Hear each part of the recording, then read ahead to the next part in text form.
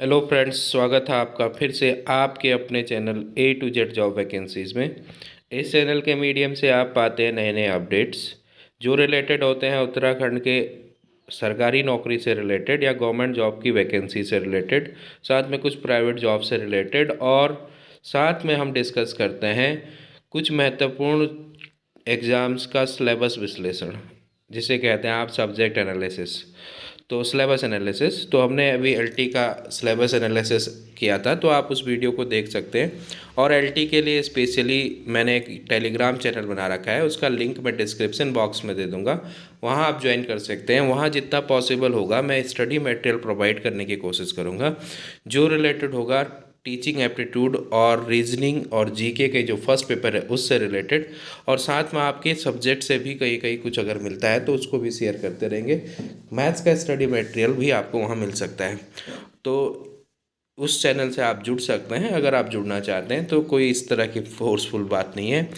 और इसी तरह से इसी चैनल में मैं जो आपके लिए उत्तराखंड का जो एलटी है उसके पार्ट 1 से रिलेटेड कुछ चीज़ें लेके आऊँगा, जो कुछ टीचिंग एप्टीट्यूड रीजनिंग की पूरी सीरीज़ आएगी। तो अगर आप चैनल से जुड़े हैं तो चैनल को सब्सक्राइब कर लीजिए ताकि आप नए नए अपडेट से या नई नई चीज़ों से खुद को अपडेट रख पाएँ। आज मैं डिस्कस करने वाला हूँ आउटसोर्सिंग वैकेंसीज़ के बारे में, और साथ में जो है आचार संहिता से पहले जो भर्ती प्रक्रिया शुरू हो गई हैं, लेकिन क्या ऐसा भी हो सकता है कि आचार संहिता में भर्ती आ जाए, जैसे कि मोस्ट अवेटेड भर्ती अब रह गई है उत्तराखंड लेक्चरर की, तो उसके बारे में भी डिस्कस करेंगे डिटेल से। तो चलिए स्टार्ट करते हैं आज के अपडेट्स को। तो जैसा कि आपको पता है कि आचार संहिता से पहले जो है बहुत सारी भर्तियां निकाल दी गई हैं, और जस्ट पहले दिन ही बहुत वैकेंसियां देखने को मिली, जो वाहन चालक, वन निगम स्केलर, एलटी जिसका बहुत सारे लोग वेट कर रहे थे, और हवलदार व सहायक भंडारी की भर्ती। ये आपके पास इतनी भर्तियां जो है तुरंत आचार संहिता से पहले शुरू हो गई है। इनका आवेदन प्रक्रिया अब चाहे एक भर्ती का तो अभी 22 मार्च से शुरू होगा, ये सारी चीज़ें, लेकिन विज्ञापन आ चुके हैं सबके। अब विज्ञापन आ चुके हैं तो ये भर्ती प्रक्रिया अब चालू रहेगी, इस पे आवेदन होते रहेंगे, अप्रैल तक चलता रहेगा। आचार संहिता लग चुकी है, आपको पता है 19 अप्रैल को उत्तराखंड में भी चुनाव होने हैं, लेकिन आचार संहिता जब तक पूरी रहेगी लोकसभा चुनाव की तब तक सारे काम थोड़े से व्याधित रहते हैं। लेकिन बाधित रहने के बहुत सारे रीजन हैं, ऐसा नहीं है कि आचार संहिता में जो है भर्तियां नहीं आ सकती हैं। जिस भर्ती का अध्याचन सारी जगह से क्लियर है उस भर्ती को आचार संहिता में भी निकाला जा सकता है। या जैसे आपने देखा होगा आचार संहिता में अभी 31 मार्च को भी एक पेपर होना है, तो वो भर्ती प्रक्रिया पहले से जारी है, तो उसके लिए आप कोई रोक टोक नहीं होती है। हाँ, अगर स्टाफ की कमी है आयोग कार्यालय में या चुनाव ड्यूटी में व्यस्त हैं तो तब वैकेंसियाँ आना थोड़ा मुश्किल होता है। तो यूकेपीएससी की जो लेक्चरर की वैकेंसी है, अगर सीधे शब्दों में कहें तो निकालनी होगी तो निकल सकती है, लेकिन वही है कि उस भर्ती का अध्याचन क्योंकि सारा क्लियर था, तो भर्ती का अध्याचन क्लियर था तो वैकेंसी आ सकती है। अब ये कंफर्म किसी को नहीं पता है कि कब आएगी, ये मैं आपको सीधे सीधे शब्दों में बता दूं। आप अफवाहों में मत लड़िए कि कल आएगी, कोई आपको नया टैगलाइन बना के दे देगा बाहर से कि लेक्चरर की वैकेंसी कब आएगी, कोई नहीं पता। क्योंकि आयोग जो यूकेपीएससी है वो किसी को यूके की तरह कॉल करके पता नहीं कर पाता है। वहाँ वहाँ ऐसी चीज़ें नहीं है। यूके में भी जो कॉल उठाते हैं वो कौन लोग उठाते हैं वो आपको भी नहीं पता होगा, हमें भी नहीं पता है। तो इस तरह से थोड़ा सा दिक्कतें हैं। तो वैकेंसी आ भी सकती है और नहीं भी आ सकती है आचार संहिता में। अगर कुछ पेज फंसा होगा तो भर्ती नहीं आएगी आचार संहिता, तब तो बहुत ही मुश्किल हुआ। लेकिन अगर सारी भर्ती का आवेदन क्लियर होगा, अध्याचन क्लियर होगा, तो भर्ती निकल सकती है। तो चलिए जो भी हो, लेकिन अगर आप की जो अवेटेड भर्तियां थी वो एलटी शिक्षक भर्ती थी 544, उस भर्ती की तैयारी आप करते रहिए और आगे बढ़ते रहिए। अब बात करते हैं रोजगार पोर्टल की। यहाँ पे क्योंकि अभी आपको बीआरपी सीआरपी की भर्ती देखने को मिलेगी, और साथ में जो है करंट भर्ती क्या है, तो इसके लिए आउटसोर्सिंग वैकेंसीज कहाँ से मिलेंगी, क्या है करंट भर्ती आउटसोर्सिंग में, तो ये देखते हैं। तो आउटसोर्सिंग में जो अभी भर्ती आई है वो है उच्च शिक्षा निदेशालय उत्तराखंड, यानी उच्च शिक्षा से रिलेटेड भर्ती है, और वो है आपके पास योग प्रशिक्षक की। 117 पद है योग प्रशिक्षक में, 11 माह का जो होता है कॉन्ट्रैक्ट उसके बेस पे। अब ये जो भर्ती है इसके लिए पंजीकरण कहाँ से शुरू होगा, तो मैंने आपको पहले ही बताया है कि आउटसोर्सिंग वैकेंसीज़ का जितना भी रजिस्ट्रेशन होना है वो इस रोजगार प्रयाग पोर्टल से होना है, और उसकी वेबसाइट है rozgarprayag.uk.gov.in। इस पे आप जाएंगे तो आपको इस तरह से इंटरफेस दिख जाएगा पहले ही। और अभी जो करंट भर्ती है वो यही है आपके पास। इसका जो मानदेय या सैलरी है वो आपके पास 300 रुपये प्रतिवादन या प्रति माह अधिकतम 18,000। अब ऐसा नहीं है कि 300 रुपये प्रतिवादन है तो बहुत सारे वादन मिल गए तो महीने में वो जो है बहुत ज़्यादा पहुंचेगा। तो अगर प्रतिवादन 300 के हिसाब से और 18,000 मैक्सिमम है तो इसका मतलब इन दोनों में से जो मिनिमम होगा वो सैलरी आपको मिलेगी। अगर सपोज करो किसी महीने में 10 ही क्लास चलती है तो 3,000 रुपये ही मिलेंगे, 18,000 तब नहीं मिलेंगे।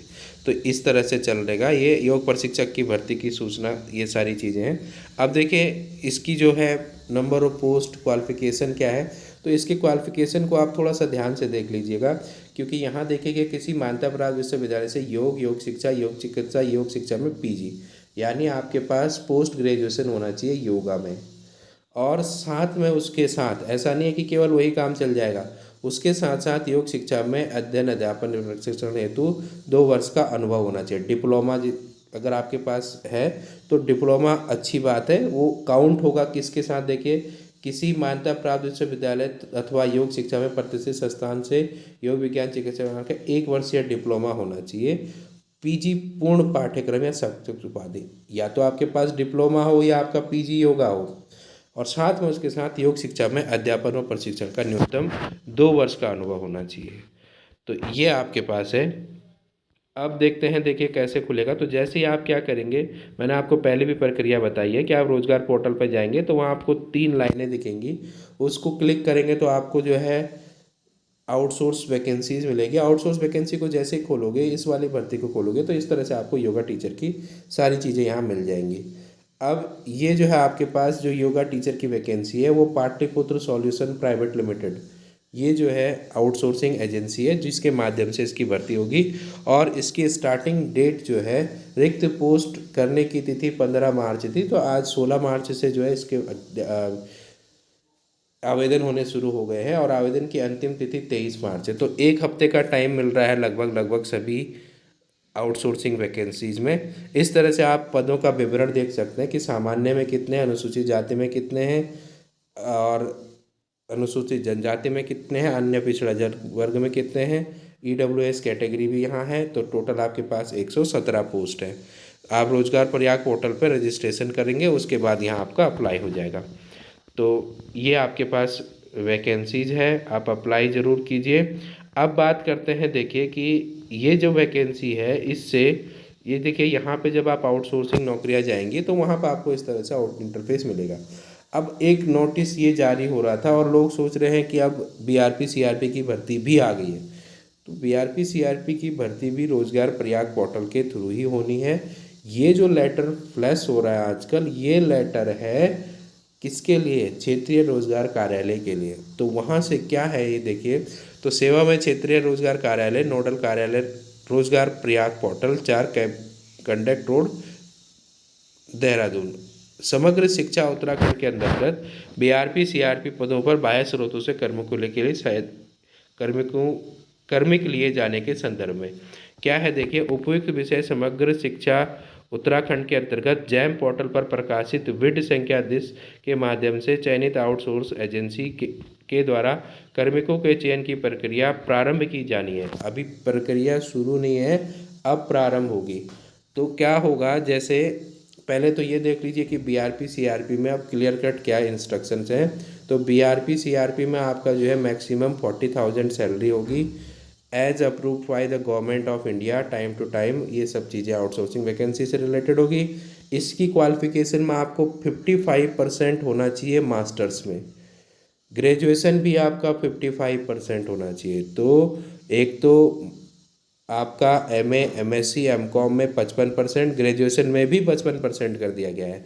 बैचलर ऑफ एजुकेशन होना चाहिए, इसकी परसेंटेज का ऐसा कोई क्राइटेरिया नहीं है। C TET U TET qualify होना चाहिए, और आपको computer proficiency, IFC, MS office, PowerPoint, email will be mandatory. Computer आना चाहिए आपको, सर्टिफिकेट की डिमांड नहीं कर रहा है, लेकिन कंप्यूटर में आप दक्ष होने चाहिए, कंप्यूटर में आप परफेक्ट होने चाहिए।